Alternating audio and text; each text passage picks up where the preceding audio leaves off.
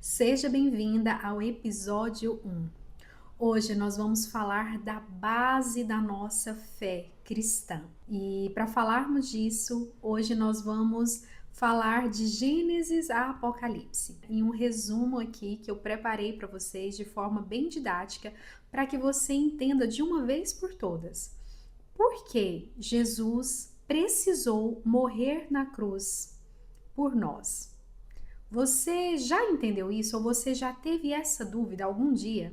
Se você já teve essa dúvida ou tem essa dúvida, esse vídeo vai esclarecer de uma vez por todas. Então vamos lá. Como eu falei, hoje a gente vai ler de Gênesis a Apocalipse aqui, para a gente entender que a cruz ali faz parte de um plano da salvação.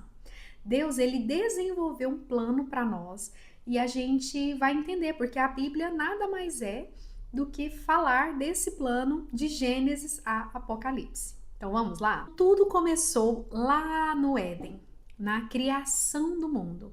Com certeza você já ouviu várias vezes essa história da criação do mundo, onde Deus criou todas as coisas, tudo que há, e lá em Gênesis 1, 26 e 27, ele cria o homem. Ele cria o homem à sua imagem e semelhança. Ele criou o homem e a mulher, a própria imagem de Deus. E depois que Deus cria Adão e Eva ali, ele deixa eles ali num jardim. Um jardim onde existia só o bem, só coisas boas. E todos os dias Deus vinha se encontrar com Adão e Eva. Deus vinha se relacionar com Adão e Eva. Então, quando a gente olha para a criação do ser humano, Deus tinha um objetivo: relacionamento com o ser humano. Deus cria o ser humano com uma identidade. Deus cria o ser humano com um propósito. O Éden não era só um jardim bonito. Era um lugar de governo, de presença e de comunhão. E Deus ali no Éden, ele dá liberdade para o ser humano. Ele dá liberdade, mas ele dá um alerta. Ele fala para o ser humano lá em Gênesis 2, versículo 16 e 17. Ele diz assim: de toda árvore do jardim comerás livremente, mas da árvore do conhecimento do bem e do mal não comerás, porque no dia que dela comer, certamente morrerás. Deus dá esta única ordem, mas ele deixa aquela árvore ali, né? Ele já orienta, ele já explica para o ser humano as consequências caso eles comam. E a continuação dessa história eu acredito que você já sabe. Adão e Eva desobedecem a Deus e come o fruto dessa árvore.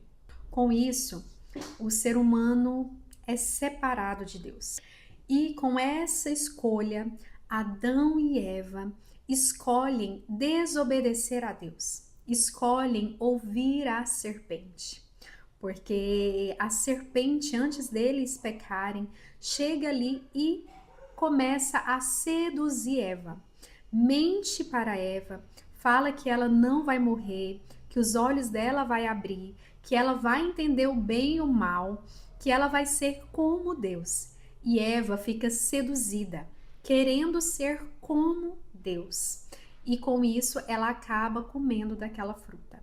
E a partir daquele momento, várias coisas acontecem. Adão e Eva sentem vergonha, sentem medo de Deus. E a partir dali, aquela comunhão que era tão linda com Adão e Eva e Deus, né? Todos os dias Deus descia ali para falar com Adão e Eva. E como consequência, o homem é separado de Deus. O homem tem que sair daquele jardim e fica separado de Deus. Imagina só a tristeza de Deus com essa consequência, com essa desobediência, com essa escolha do homem de viver separado, de não ter acreditado no que Deus falou e acreditado na serpente e ter comido e se separado de Deus. E lá em Romanos 5,12 fala assim: portanto, assim como por um só homem o pecado entrou no mundo, e pelo pecado a morte, assim também a morte passou a todos os homens, porque todos pecaram. Essa morte aqui, agora, é estendida a todos os homens, devido àquele pecado. Todos os homens, todos nós já nascemos com o pecado. E por isso temos como consequência a morte eterna. Essa morte que é falada aqui é a morte eterna, né? E ela é a consequência do pecado. Porém, lá em Gênesis ainda, Gênesis 3, onde tem toda essa história, né, da sedução da serpente, em Adão e Eva caindo no pecado, também mostra Deus trazendo a solução. Deus ali, ele já revela, né, a solução para essa situação. Deus promete que da descendência da mulher viria alguém que pisaria na cabeça da serpente. Essa é a primeira promessa da solução, o Messias. Ou seja, antes do homem sair do jardim, Deus já anuncia um resgate. A Bíblia, ela é dividida em 2 testamentos, o Antigo e o Novo Testamento. O Antigo Testamento, ele não é uma coleção de histórias. O Antigo Testamento, ele vem com uma construção progressiva desse plano. Tudo começa lá, primeiro Gênesis, a gente vê a queda, depois a gente tem Êxodo. O livro de Êxodo, ele traz os mandamentos, ele traz a lei de Deus. E essa lei, ela revela o padrão de Deus, ela revela o caráter de Deus, ela revela a nossa incapacidade de cumprir a lei, né? Porque a lei, ela não salva, a lei nos revela que a gente precisa de salvação, porque o caráter de Deus é de uma santidade muito superior à nossa capacidade de salvação. Então, a lei de Deus, ela revela quem Deus é, revela a santidade de Deus. Porque Adão e Eva precisou sair do jardim não porque Deus não queria que eles ficassem ali, mas é porque Deus é tão santo, tão santificado, tão divino, ele não fica onde o pecado habita. A lei revela a santidade de Deus, o quanto Deus é santo e o quanto a gente precisaria ser santo para estar perto de Deus. Porém, lá em Êxodo a gente vê que ninguém consegue cumprir aquelas leis. E Romanos 3:20 fala que ninguém será justificado diante de Deus por obras da lei, em razão de que pela lei vem o pleno conhecimento do pecado. Então a lei, ela serve para a gente entender o quanto nós somos pecadores, o quanto nós pecamos. Depois, ainda no Antigo Testamento, vem outros livros. E um dos livros que vem logo na sequência é Levítico, que ele traz a questão dos sacrifícios, né? Deus, ele ensina que o pecado gera morte. Lá em Levíticos 17:11 fala: porque a vida da carne está no sangue. Eu vou-lo tenho dado sobre o altar, para fazer expiação pela vossa alma, porquanto é o sangue que fará expiação em virtude da vida. Ali Deus estabelece uma forma de reparar o pecado, né, através do sangue de um animal. Naquela época, o que acontecia?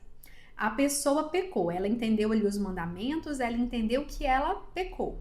Ela precisava arrumar um animal, pegar um animal sem defeito, poderia ser um cordeiro, um novilho, um bode, uma pomba, e ela levava até o altar, até o templo, e ali pegava esse animal, a pessoa que pecou colocava a mão sobre esse animal, como se o pecado da pessoa passasse ali para aquele animal, e aquele animal era morto. Lembra que o salário do pecado é a morte? O pecado gera morte. E para que a vida fosse reparada, precisava de uma vida no lugar daquele que pecou. Então, o animal entrava ali como um substituto, né? Para que o homem não morresse, o animal morria no seu lugar. E aquele sangue purificava a pessoa. Então, aqui a gente entende 3 coisas. Primeiro, o pecado, ele não é trivial, ele tem um custo real. Segundo, Deus exige justiça, né? Deus, ele é justiça, ele não ignora a culpa. E o terceiro ponto, substituição é o caminho da reconciliação. Só que havia um detalhe: esses sacrifícios eram repetidos constantemente. Diariamente as pessoas iam ofertar animais por conta dos pecados. Por quê? Porque elas não conseguiam deixar de pecar. Então sempre estava ali com os animais para reparar os seus pecados. Então veja, se era necessário repetir diariamente isso, significa que não era definitivo. Então, a gente entende que o sistema levítico, ele era provisório e ele era também pedagógico, era para nos ensinar. Mas ele também apontava para algo maior, apontava para Cristo. Então, até aqui, os sacrifícios eram múltiplos, a cobertura do pecado era temporária. Depois, ainda no Antigo Testamento, a gente vê os profetas. Os profetas vêm anunciando que viria um Salvador futuro, um Messias, e eles descrevem alguém que levaria todas as nossas dores, todos os nossos pecados e transgressões. Então, o Antigo Testamento, ele prepara um cenário. Ele mostra o problema e ele aponta o padrão de Deus e anuncia também um Salvador. E aí entra o Novo Testamento. No Novo Testamento, o cumprimento de todas as promessas é realizada. Jesus, ele não aparece como um plano B. Ele é o Cordeiro preparado antes mesmo da fundação do mundo. Antes de Deus criar o mundo, Deus já tinha esse plano. 1 Pedro 1,20 vai dizer isso. Olha só e veja, fala que ele era o Cordeiro. Lembra que lá no sacrifício levítico, eles pegavam animais, inclusive um dos animais que eles usavam era um cordeiro. E aqui, Cristo, por João Batista, quando João Batista começa a anunciar ali Jesus, ele fala em João 1,29: Eis o Cordeiro de Deus que tira o pecado do mundo. Ou seja, Jesus, ele vem para ser o Cordeiro perfeito. Assim como um único homem trouxe o pecado para o mundo, com um único homem, ele tire o pecado do mundo. Não é lindo isso, gente? Olha só, Deus fez pecado por nós. Aquele que não conheceu o pecado, para que nele fosse feita a justiça de Deus. 2 Coríntios 5:21. Jesus, ele assume a nossa culpa. A culpa de todos os pecados que a gente já havia cometido e os pecados que nós ainda vamos cometer. Jesus levou tudo na cruz. A justiça de Deus ali é satisfeita. O amor de Deus é demonstrado por nós. Romanos 5:8 diz: Mas Deus prova o seu próprio amor para conosco, pelo fato de Cristo ter morrido por nós, sendo nós ainda pecadores. E veja só, Jesus morre e ao terceiro dia Jesus ressuscita. A ressurreição de Jesus é a prova que a dívida realmente foi paga. A ressurreição não é apenas um milagre impressionante. A ressurreição é uma declaração pública de Deus que o sacrifício foi aceito. Se Cristo tivesse permanecido morto, a pergunta permaneceria: será que o pagamento foi suficiente? Mas a ressurreição mostra e revela para nós que Deus aceitou aquele sacrifício, porque Cristo veio, não pecou durante toda a sua vida, foi santo, foi o único que foi santo, e por isso ele pôde morrer no nosso lugar. E quando ele vai para a cruz, depois que ele é crucificado, todos os nossos pecados foi para o corpo dele. Cristo, inclusive, ficou até separado de Deus naquele momento em que ele estava totalmente cheio do nosso pecado. E olha, ele não pecou nada. Ele foi por livre e espontânea vontade. a fim de nos salvar, cumprir o propósito para o qual ele foi chamado, para que pudéssemos ser livres, pudéssemos ser salvos. Ele foi machucado, ele foi humilhado, ele foi totalmente torturado, machucado por conta do nosso pecado. Então, assim, para resumir todo esse apanhado, eu quero te dizer: no Éden, nós perdemos a comunhão com Deus. O Antigo Testamento nos mostra o quanto nós somos pecadores. O problema que o Antigo Testamento nos mostra é que o pecado, ele gera uma separação. Na cruz, essa separação é restaurada.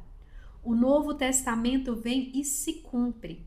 E a solução, Jesus como um substituto por nós. Agora, através de Jesus, nós temos um livre acesso a Deus de novo.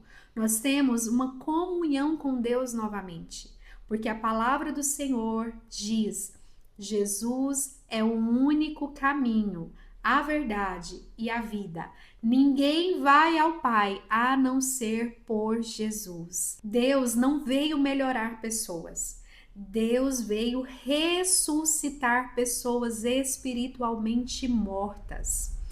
Efésios 2:1 fala: Ele nos deu vida estando nós mortos nos nossos delitos e pecados. Enquanto nós estamos no pecado, nós somos mortos. Nós estamos mortos espiritualmente. O nosso destino é a morte eterna, enquanto vivemos no pecado. Porém, a partir do momento que a gente aprende essa verdade que eu estou falando aqui para você, você tem a opção de escolher agir como Adão, continuar no pecado, ou aceitar o sacrifício que Jesus fez por mim e por você e poder acessar a comunhão que Deus tanto quer e acessar, acima de tudo, a salvação eterna, a vida eterna. Por isso, Atos 3,19 disse: arrependei-vos, pois, e convertei-vos, para serem cancelados todos os seus pecados, a fim de que venham tempos de refrigério da parte do Senhor. Porque pela graça sois salvos, mediante a fé. E isso não vem de vocês, é dom de Deus, não de obras, para que ninguém se vanglorie. Efésios 2, 8, 9. Então, em Efésios, nós entendemos que podemos acessar essa salvação eterna através da fé. Se você crê nesta verdade que eu estou falando, nesse sacrifício de Jesus pela sua vida, se você tem fé nisso, se você crê nisso, esse é o único requisito para que você acesse a vida eterna. E para fechar esse episódio, eu quero ler para você Romanos capítulo 10, o versículo 9 e 10, que diz assim: se confessares com a tua boca o Senhor Jesus e crê em seu coração que Deus o ressuscitou dos mortos, tu serás salvo. Porque com o coração o homem crê para a justiça e com a boca faz a confissão para a salvação. E o versículo 13 e 14 diz assim: porque todo aquele que invocar o nome de Jesus será salvo. Ou seja, se você crê nessa palavra, se você confessar Jesus como seu único Senhor e Salvador, você já é salvo, você já tem a vida eterna.